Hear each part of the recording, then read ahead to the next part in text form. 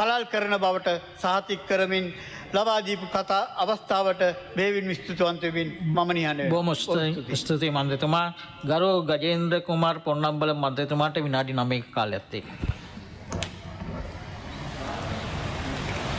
I thank you, Honourable Presiding Member.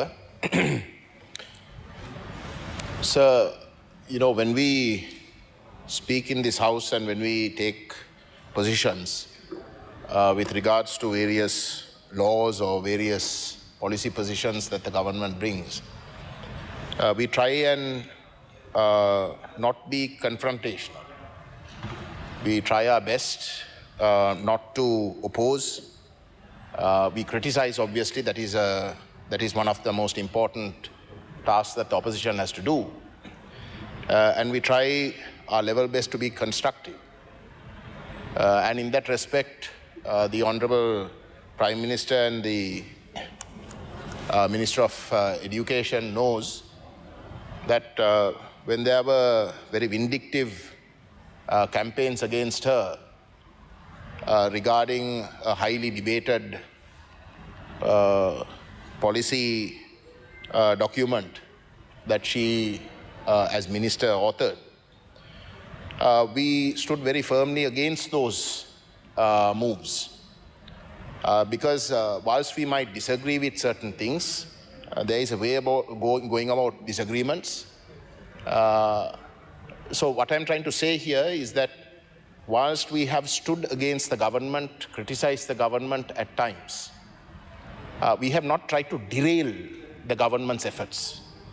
We have tried our level best to try and criticize it in the hope that our criticism is taken seriously and that the government, if not at that very instance, but at least in the future, will take note of the matters that we have raised and will ensure that those are addressed at some point.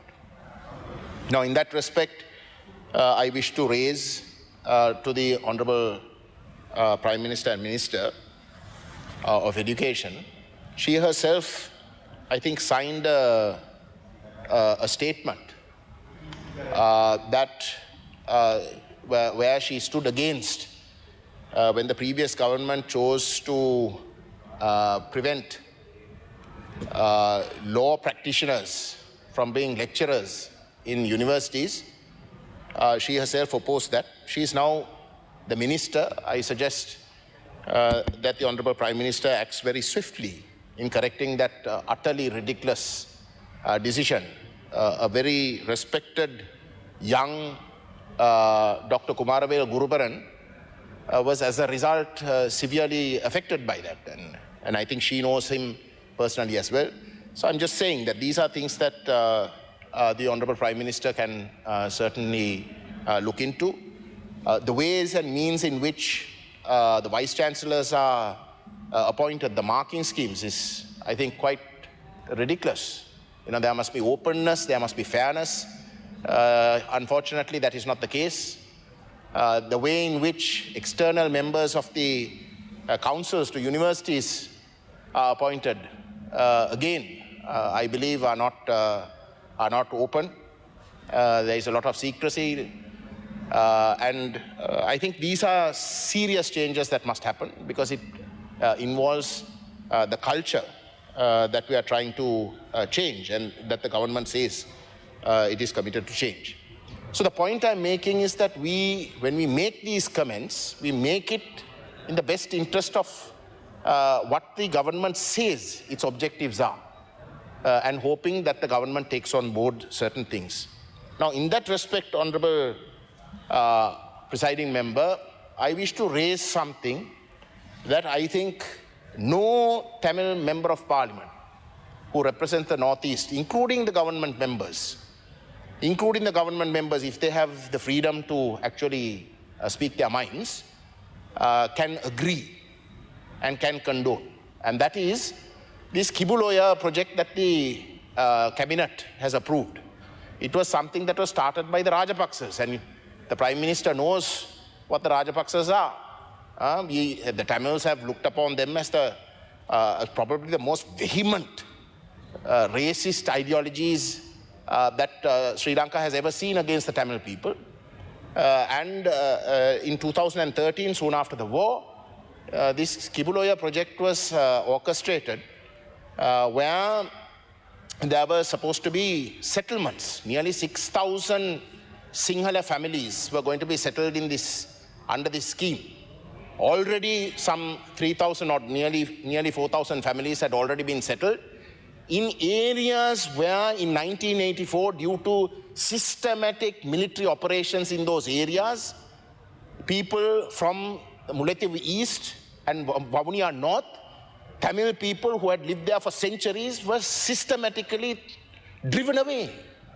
They were displaced. And before they could return, there were Sinhala colonization projects that took place. Now, this has been a long-standing vexed issue that we have been raising from time to time.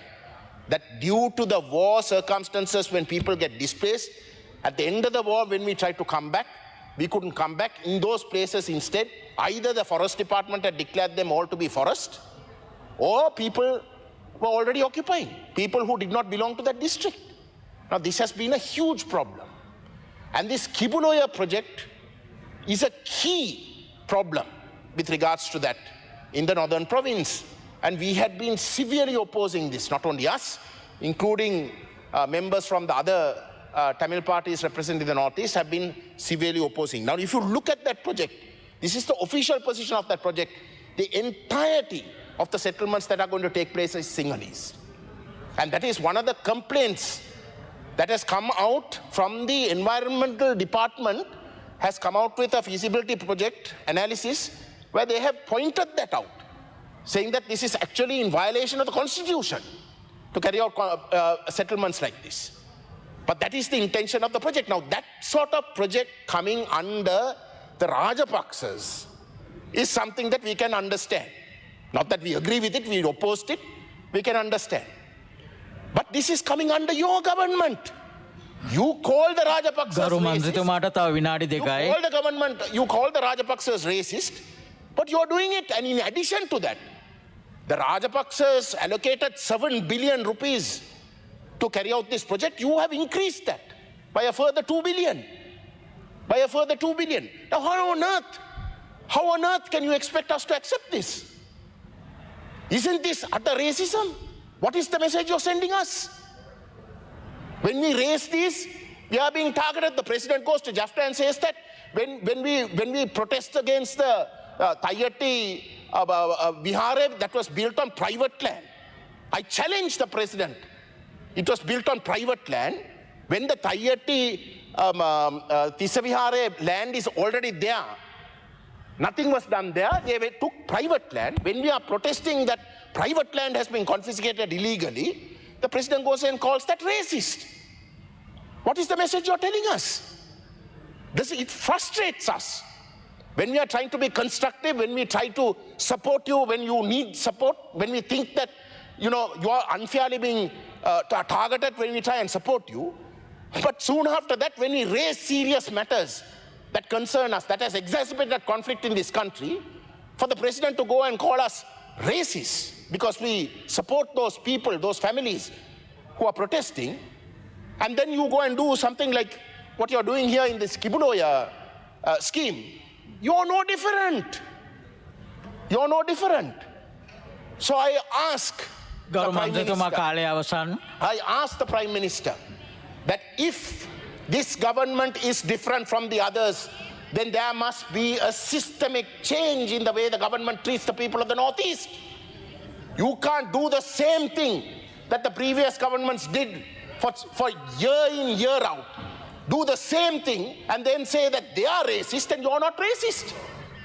So I ask this government, I ask the Prime Minister that she must intervene in this.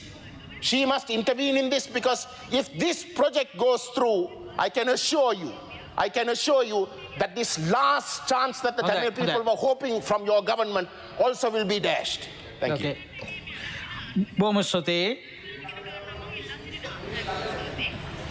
ගරු මනෝ ගණේෂන් මන්ත්‍රීතුමාට විනාඩි 8ක ඔබ ස්තුතියි